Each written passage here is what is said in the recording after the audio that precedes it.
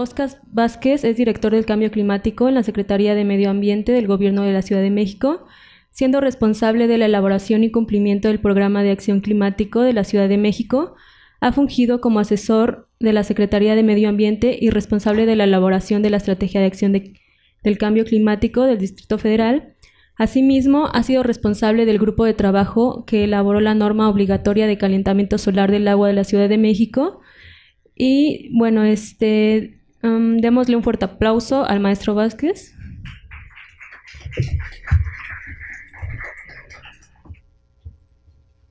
Buenas tardes a todos. Soy Óscar Vázquez, director de Cambio Climático en el Gobierno de la Ciudad de México. Me da mucho gusto estar aquí. Yo soy egresado de UAM Azcapotzalco. Imagínense. Yo estaba aquí cuando se festejaron los 10 años de la UAM. Soy egresado de Ingeniería Física, para que vean que somos muy versátiles. Y bueno, me pidieron que hablara del Programa de Acción Climática de la Ciudad de México. Y un poquito, ya que veo tantos jóvenes, platicarles cómo la vida me trajo a este tema de cambio climático. Bueno, yo me fui al área de concentración de energía, luego hice una maestría en Ingeniería en Energía en la UNAM, en la Facultad de Ingeniería, y allá me enteré que la energía es lo que más emite gases de efecto invernadero a la atmósfera. Así es de que la tesis de maestría, que era de consumo de energía en las viviendas, en sector urbano y rural a nivel nacional, de manera natural se le tuvo que incorporar la emisión de gases de efecto invernadero, y eso me llevó a la Dirección de Cambio Climático del Gobierno de la Ciudad de México. Imagínense, desde diciembre del 2000, ya tengo ahí 17 años, ya no sé si eso es bueno o es malo, pero ahí he estado, ¿no? Entonces les voy a platicar del programa. El primer tema, algunos conceptos seguramente ya los han mencionado. El efecto invernadero es un efecto natural. Existen gases de efecto invernadero en la atmósfera. Gracias a ellos es factible la vida. Si no hubiera esos gases de manera natural, la temperatura de la Tierra sería muy semejante a la temperatura de la Luna, algo así como 14-15 grados bajo cero, y nosotros no existiríamos. El problema no es la existencia de los gases, sino su concentración, y que el humano ha modificado la concentración de los gases, y esto ha potenciado el efecto invernadero, como en un invernadero donde se cultivan plantas. Hay calor en el interior porque se retiene la energía solar, pero este calor en exceso, que finalmente es energía, modifica el clima. Por eso se llama cambio climático. Y ese es el problema. El clima siempre ha cambiado de manera natural. Ha habido eras glaciares y han existido épocas más cálidas que la actual. El problema es que el hombre está acelerando este proceso. Vean esta gráfica de los últimos 140 años, aproximadamente al inicio de la era industrial, y cómo las temperaturas van para arriba, la temperatura promedio de la atmósfera, y cada año vamos batiendo récord. Ahí se está hablando en esta gráfica de promedios de 0.4 grados. Muchas personas piensan, bueno, si de la madrugada que estaba frío a mediodía que hace calor varía más de 0.4, puede variar 1, 2, 3, 4, 5 grados, ¿qué problema hay con estas variaciones? Para que tengan con qué comparar estas variaciones, la última era del hielo, la última era glaciar, la temperatura promedio de la atmósfera era 5 grados menor que la actual. 5 en promedio de la atmósfera. 5 menos es una era glaciar. Había mamuts aquí en el Valle de México, porque hacía mucho frío, se necesitaban elefantes con pelo para protegerse del frío. Y ahora no hablamos de 5 para abajo, hablamos de 0.4 y que podemos llegar a 1, 2, 3, 4, 5 grados centígrados por arriba del promedio. Para que tengan una idea de cuánto representan estas variaciones, a ver, por aquí está 1940 y luego viene un pequeño descenso que se produce durante la Segunda Guerra Mundial. Los ejércitos nazis habían calculado que podían invadir la Unión Soviética antes de que llegara el invierno. No lo logran, y no solo no lo logran, sino que además viene esta disminución de temperatura.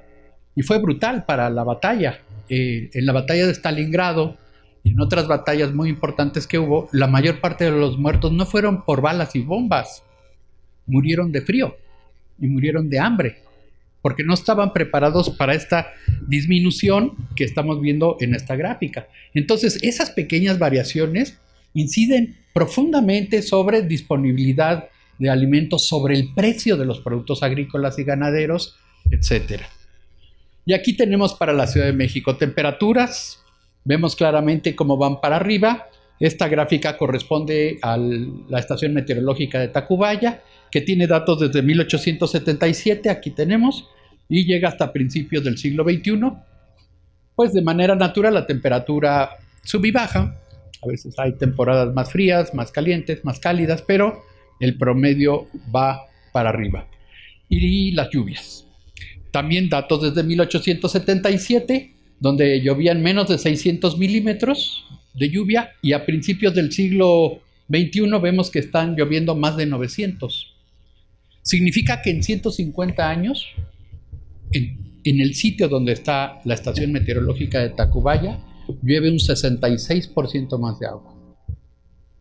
Y eso está pasando en muchas regiones de la ciudad. Y es contradictorio porque seguramente muchos de ustedes habitan en zonas con problemas de abastecimiento de agua. Iztapalapa se sabe que tiene fuertes cortes, hay una dura escasez de agua, hay tandeos de agua, hay mucho servicio por pipas, y el colmo es que cuando llueve mandamos el agua al drenaje, ¿no? Entonces hay que adaptarnos a esto. Estas son las capacidades adaptativas importantes que se nos van a presentar en el futuro. Llueve más, pero no solamente llueve más, llueve de manera diferente. ¿Han oído la canción de Armando Manzanero, Esta tarde vi llover, vi gente correr y no estabas tú? Es una canción de los años 70. Aunque es un poco subjetivo, hay muchas canciones de los 70, 60 que hablan de la lluvia y se expresan de ella de una manera romántica. Unas lluvias suaves y prolongadas que inspiraron a estos compositores de esta manera romántica. Yo les pregunto, ¿las lluvias que tenemos ahora las perciben como románticas? No, caen unos chubascos violentísimos de un golpe. En los años 70 llovía primordialmente en la tarde, ahora llueve en la noche. Cae más agua, como ven, pero lo hace en un menor lapso de tiempo, o sea que es más violento, pero además muy localizado. Recordemos que hace unas semanas, antes de estar hablando tanto de los sismos, hablábamos de las inundaciones en Polanco y en Xochimilco. Así es de que ese es el cambio climático. Una atmósfera, por decirlo no con palabras técnicas, sino con una expresión coloquial, es una atmósfera alocada, que presenta fenómenos que antes no se presentaban y que estos fenómenos cada vez son más intensos.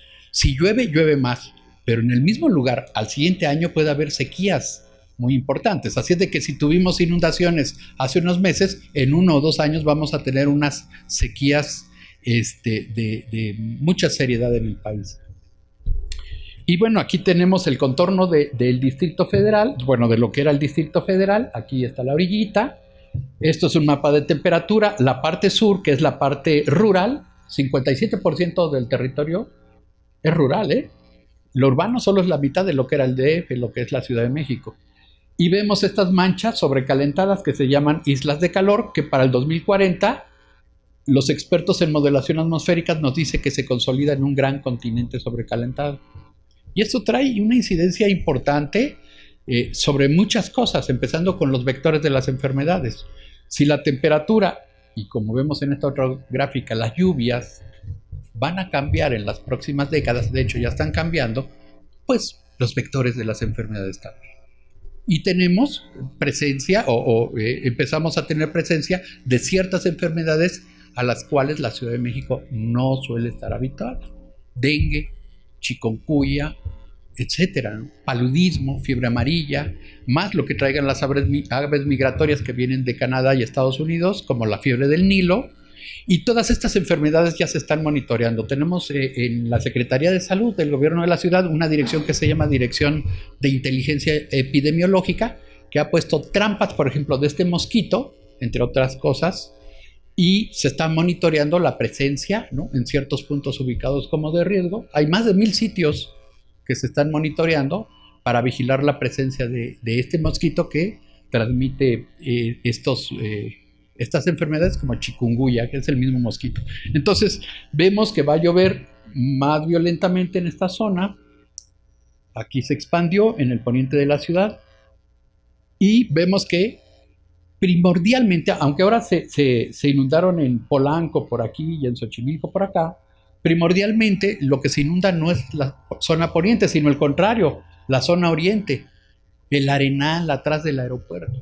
Y esto se debe a que el territorio está inclinado en esta dirección de poniente a oriente, corre el agua y luego gira y se va hacia el norte por el drenaje profundo, el canal de la Compañía, el canal del norte, etcétera, etcétera, el río de los Remedios. Y hay un reto para la red hidráulica, ¿eh? Esa red es la que nos mantiene a salvo de volver a ser un lago como lo fuimos en la época de los aztecas, y que es una infraestructura hidráulica que hay que proteger, que está haciendo una labor muy importante. Entonces les hablaba, aquí tienen ustedes al mosquito Aedes aegypti, se llama, que transmite todas estas enfermedades y pues muchas situaciones que ustedes conocen que han sido un problema por los efectos hidrometeorológicos del cambio climático. Pero el asunto no va a ser uniforme, ¿eh? Aquí tenemos para temperatura en la parte de arriba, que en ciertos meses más fríos y en ciertos meses más cálidos, la temperatura va a variar de manera diferente. La ciudad es tan grande que hay zonas que se van a calentar, zonas que se van a enfriar, zonas que van a permanecer igual y que ya se empieza a ver, ¿eh? Pero lo mismo con las precipitaciones, o sea, no es que solo aumente. Por ejemplo, aquí tenemos algunos cambios de alrededor del 25% y unas disminuciones de alrededor del 10% según el periodo de tiempo, el horizonte, por ejemplo, el 2030 o al 2050, ¿qué va a pasar? Y los meses del año. Es decir, el fenómeno es bastante más complicado en un territorio como el nuestro. Y bueno, ya mencionaba ondas de calor, tormentas severas, vientos tipo tornado que antes no se presentaban, deslaves, etcétera.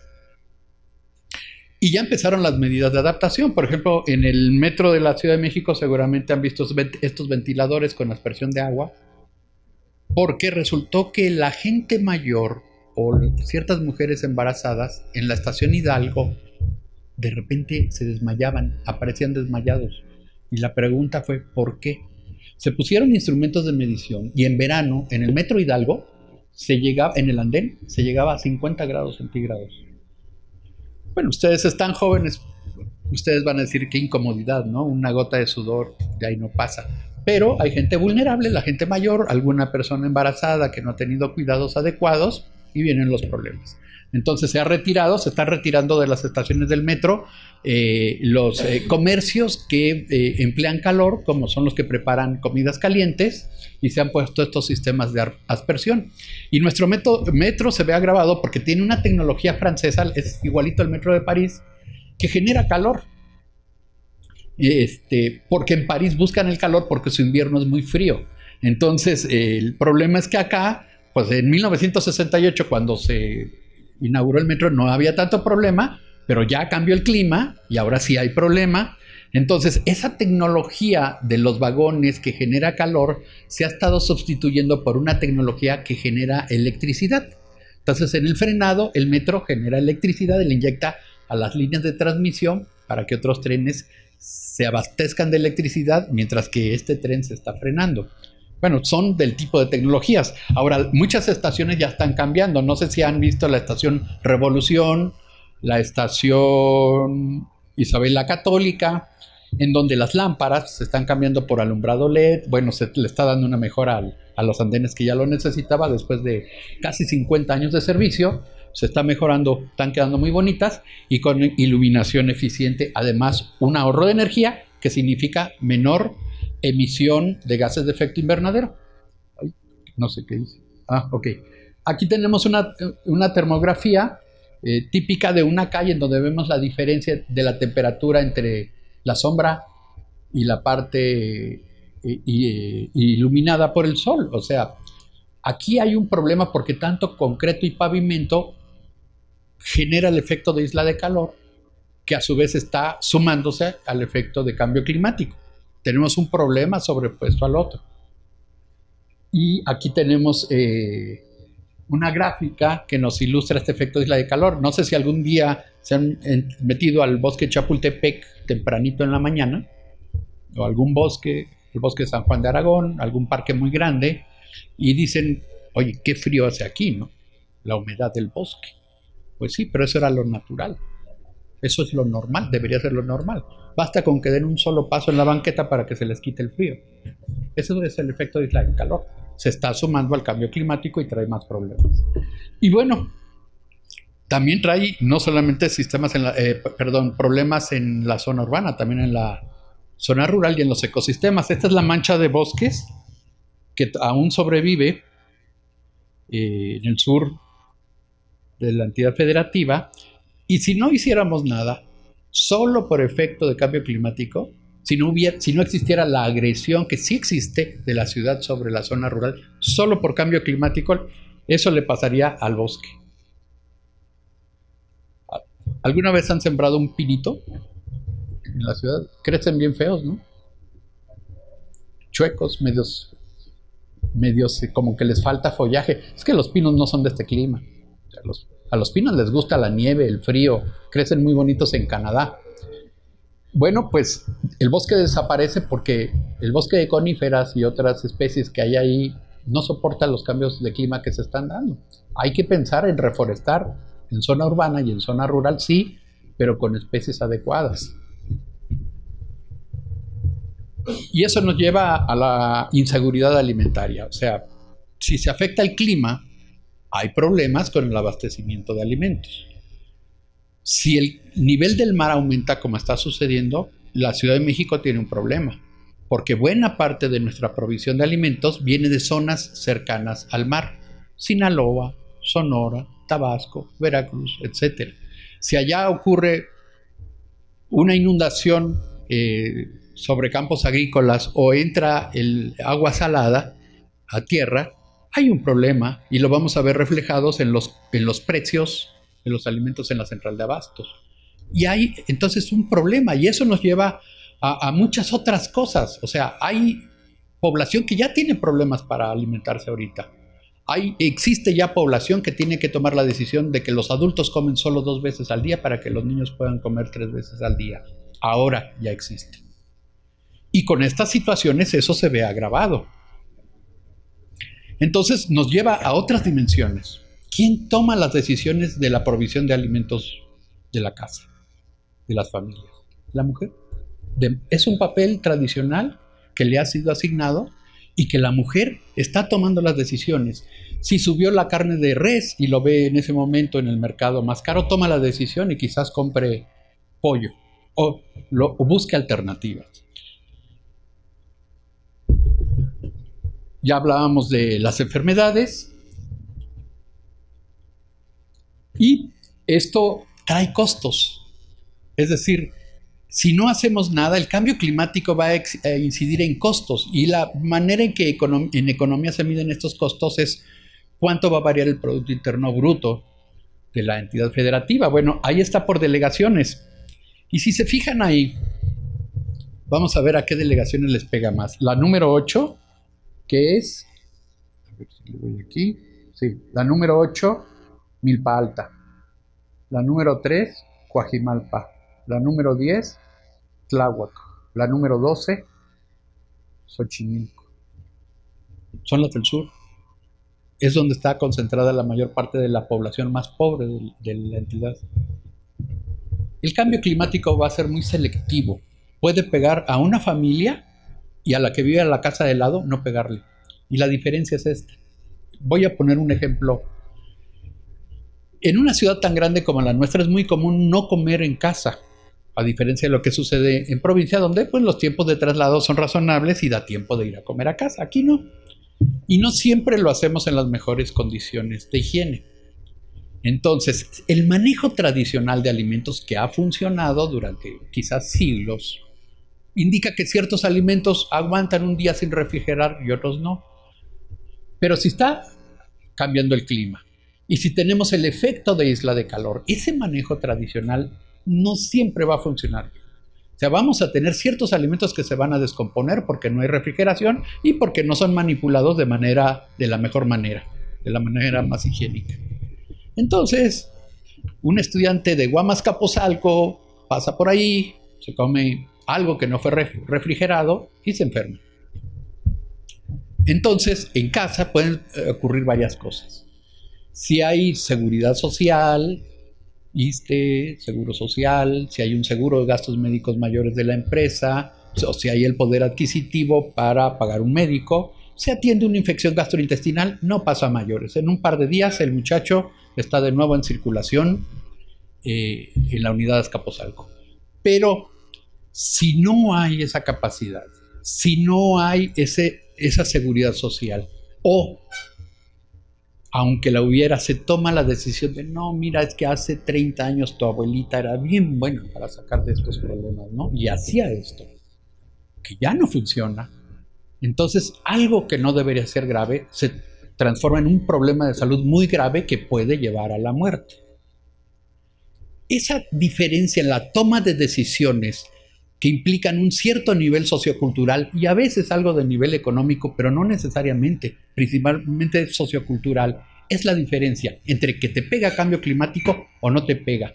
No necesariamente es la ubicación geográfica, como muchos pudieran pensar. Lo principal se encuentra acá adentro y es la toma de decisiones de cómo se enfrenta a la vida. No sé qué estoy haciendo aquí. Y aquí vemos cómo ha evolucionado la mancha urbana desde 1950. Era una ciudad compacta que se empieza a expandir y al principio del siglo XXI pues se transforma en esto.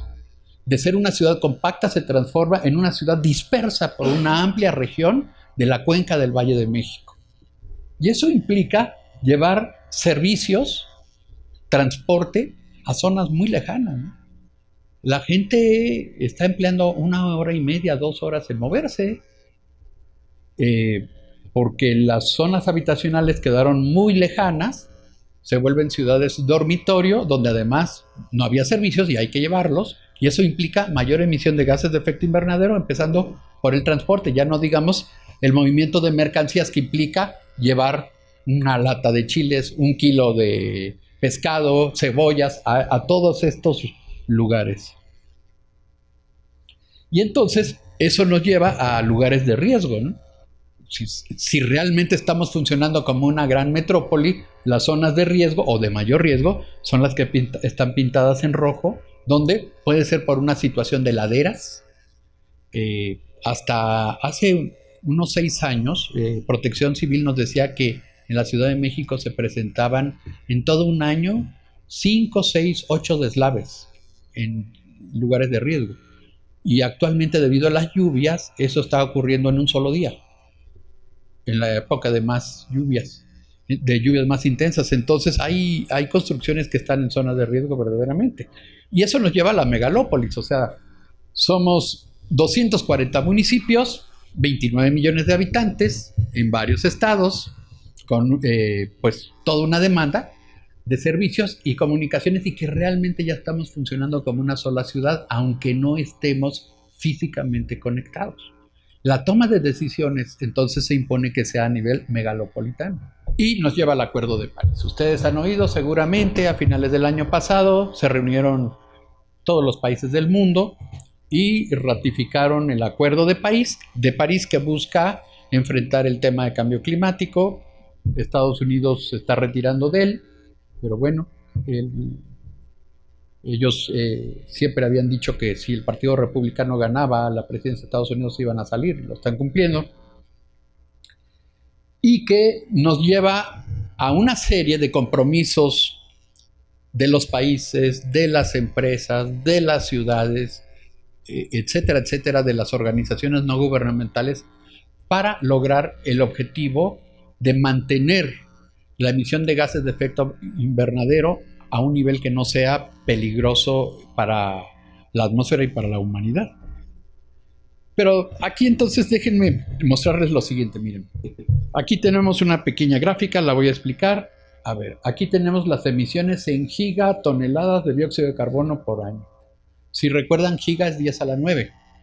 O sea que por aquí donde andamos ahorita, aquí están los años abajo, 2017 está por acá, pasamos los 35 gigatoneladas, ¿no? 35 y 9 ceros de toneladas de CO2, de dióxido de carbono, al año, que es el principal gas de efecto invernadero. Y tenemos varios fenómenos que han ocurrido a nivel mundial. En los años 70 tenemos la crisis del petróleo, una crisis económica que hubo en los Estados Unidos, tenemos el colapso de la Unión Soviética, una crisis financiera en Asia, una crisis financiera global, y vean el efecto que tiene sobre las emisiones. Pues el crecimiento de las emisiones se entera muy poco de esas crisis. Tiene pequeños lapsos, pero va para arriba y para arriba y para arriba. En la línea roja tenemos la intensidad de carbono, es decir, los gramos de CO2 por dólar producido en las economías. Y esto pues también va para arriba.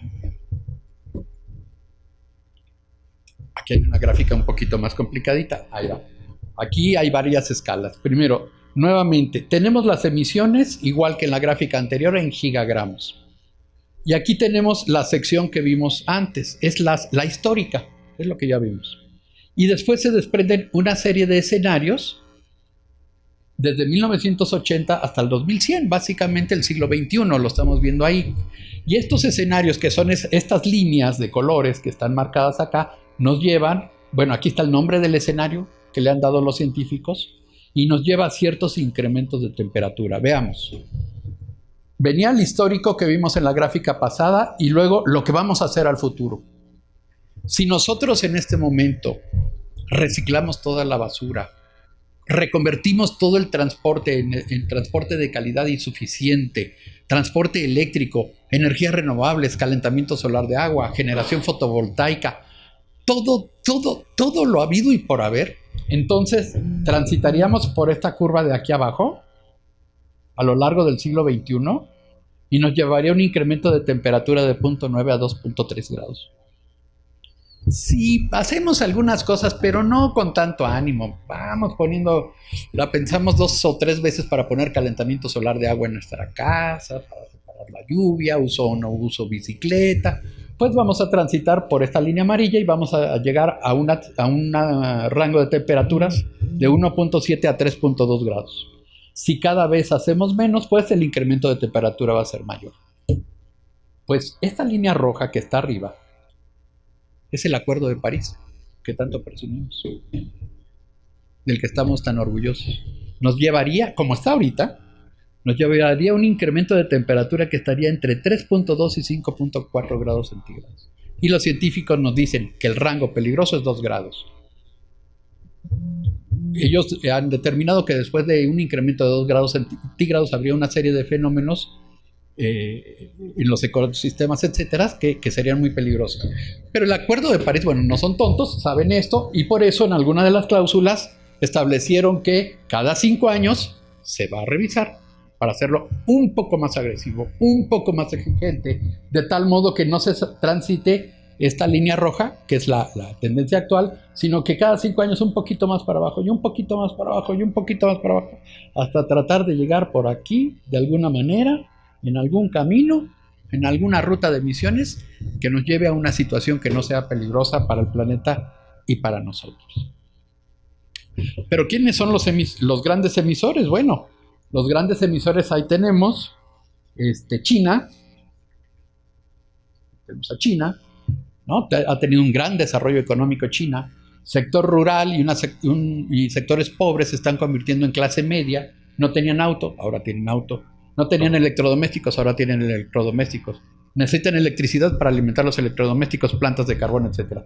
Luego vienen los Estados Unidos, Unión Europea, la India, y miren, aquí está México, para que vean la escala. Aquí está nuestro país. Ok, pero esto es a nivel países.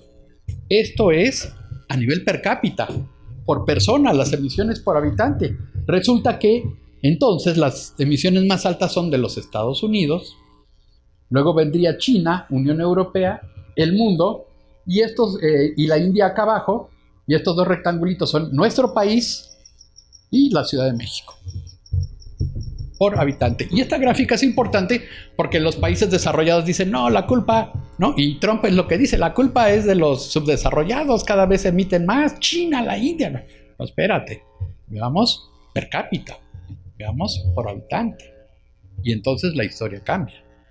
Pero hay retos comunes. O sea, la verdad es que eso no nos quita a nadie, ni a ricos ni a pobres, de la responsabilidad que tenemos sobre las emisiones de gases de efecto invernadero y para adaptarnos a sus efectos.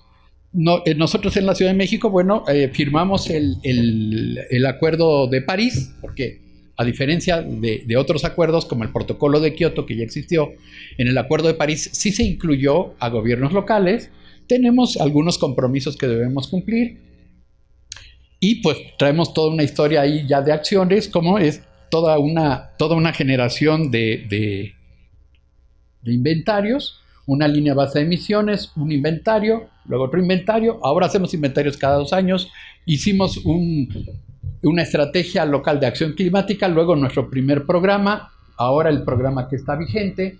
Publicamos una ley de mitigación y adaptación al cambio climático del Distrito Federal en aquel momento, e hicimos una evaluación del programa. En fin, o sea, hay toda una labor que se está haciendo para enfrentar al cambio climático.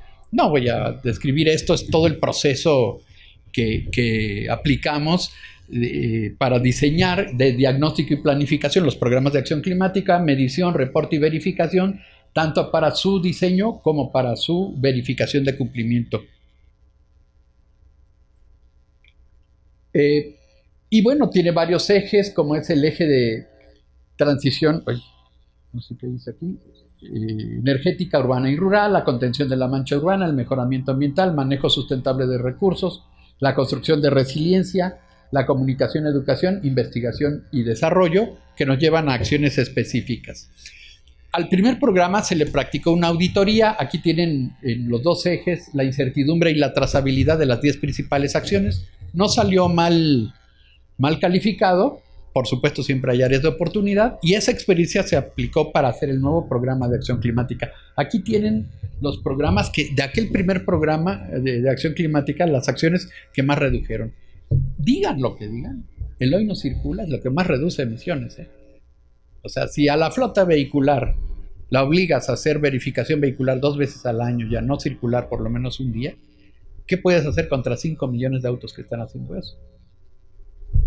En fin, hay toda una serie de acciones, y luego se hizo un análisis de costos marginales para el nuevo programa, todo un análisis de fortalezas y debilidades de cada una de las acciones. Esta línea continua lo que pretende indicar es que no se tomaron solo las acciones como de mitigación y de adaptación por separado, sino que son un continuo. Por ejemplo, las acciones donde se ahorra agua mitigan emisiones porque usas menos energía para bombear agua, pero conservas el recurso agua. O sea, también te estás adaptando. Y así ocurre con muchas de las acciones. Tiene sus indicadores que, miren, las fórmulas no se ven para que no le entienda nada. Pero bueno, no sé por qué no se ven, pero ahí están los indicadores. Cuando quieran, son públicos, están en el documento en internet. Y el tema de género.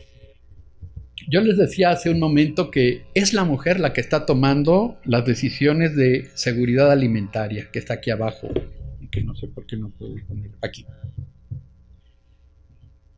Toma las decisiones de la provisión de alimentos de la familia. La seguridad alimentaria pasa por las manos de la mujer, porque ha sido un papel histórico que le ha dado la humanidad. Por las razones que ustedes quieran, pero ha sido así. Pero también en los temas de salud, El Aedes aegypti, ese mosquito que transmite todas las enfermedades que les dije, busca el blanco donde picar a través de la temperatura del cuerpo. Y resulta que la temperatura corporal de las mujeres embarazadas es ligeramente superior al del resto de la población. Así es de que va sobre ellas, ¿verdad? Y transmite chikungunya, que sabemos que tiene riesgos, etcétera, ¿no? Pero también el tema del agua. Si tenemos tantos problemas de abastecimiento de agua en la ciudad y en el campo, ¿quién se queda a asegurar la provisión de agua? La mujer. En Iztapalapa, las mujeres dedican por lo menos de 3 a 4 horas a la semana para esperar la pipa o el tandeo de agua. y que se pueda lavar la ropa, lavar cosas, etcétera, porque hay un problema de escasez que se va a ver acentuado en el futuro. Así es de que los temas de género son muy importantes. Y los especialistas también nos dicen que, hablando en cuestiones de género, el cambio climático va a golpear más a las mujeres. Les voy a explicar por qué. Chicas, levanten las antenitas, como digo. Las mujeres viven más que los hombres. Pasados los 65 años, los hombres caemos como moscas. Hay más viudas que viudos, y es un fenómeno natural. Vean las gráficas demográficas. Eso, así es, ¿no? Las mujeres se cuidan más, etcétera. Los hombres nos cuidamos mucho menos, nunca vamos al doctor. Tengo que hacer que el cuerpo reaccione, ¿no? El hecho es que nacemos 5% más de hombres que de mujeres. Somos más niños que niñas, pero morimos muy rápido. Somos muy intrépidos, nos trepamos al árbol, nos caemos de cabeza y nos quebramos. No, aquí yo traigo una. Y después, entre los 5 y los 20 años, somos igual. Y pasados los 20 años, hombres y mujeres es la misma proporción en números redondos, 50-50%, hasta los 65 años. Resulta entonces que las mujeres se quedan solas, por decirlo así, en el peor momento de la vida, donde ya no hay la energía que ustedes tienen, ya no hay ese ánimo de voy a hacer esto, voy a poner aquello, me busco un negocito. Ya la energía está muy mermada, la salud, y es muy común que las mujeres grandes se estén haciendo cargo de alguien más en la familia, de los nietos, de los hijos, de alguien enfermo. Hay un, digamos, instinto natural de cuidado en las mujeres, ¿no? Los hombres no lo tenemos. Los hombres no servimos para cuidar.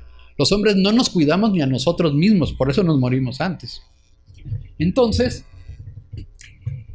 esa mujer mayor es altamente vulnerable a lo que suceda. Y lo hemos visto en los terremotos, que por cierto, los terremotos y los volcanes no tienen nada que ver con cambio climático, ¿eh? Pero vemos ahí una situación de vulnerabilidad. Las inundaciones sí. Las altas temperaturas o las bajas temperaturas sí. Entonces, estas mujeres mayores se están viendo en aprietos más de lo que normalmente se veían, porque el cambio climático está estresando su vida. Estresando quiere decir serias dificultades para sacar las cosas adelante. Entonces ahí, chicas, es muy importante la toma de decisiones sobre el camino que uno va a seguir en la vida, ¿eh? O sea, me voy a ir a un negocio donde no tengo contrato, no tengo seguridad social y por lo tanto no voy a tener jubilación. Aguas, ¿eh? Aguas. Esas decisiones se toman en la juventud y es muy importante que las tengan presentes.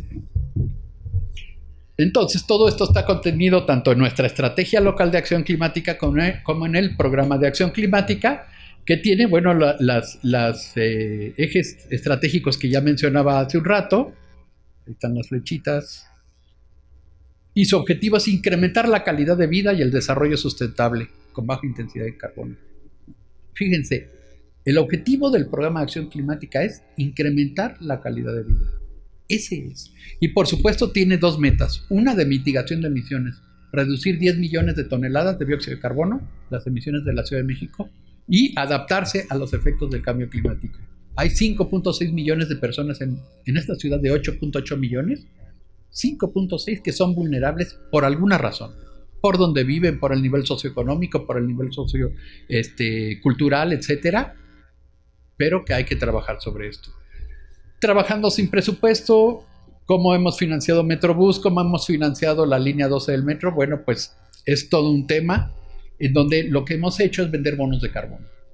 Si recuerdan, en el protocolo de Kioto se podía vender las emisiones que no emitiste a la atmósfera, pero vender lo que no existe, lo que no se emitió a la atmósfera es muy complicado y eso le trajo muchos problemas al protocolo de Kioto. Nosotros lo logramos vender aquí para financiar en parte estas obras, pero lo que esperamos es que en el arranque ahora del Acuerdo de París, porque realmente están arrancando los acuerdos, pues logremos mejores condiciones para la venta de bonos de carbono, es decir, para esa contaminación que no se emitió.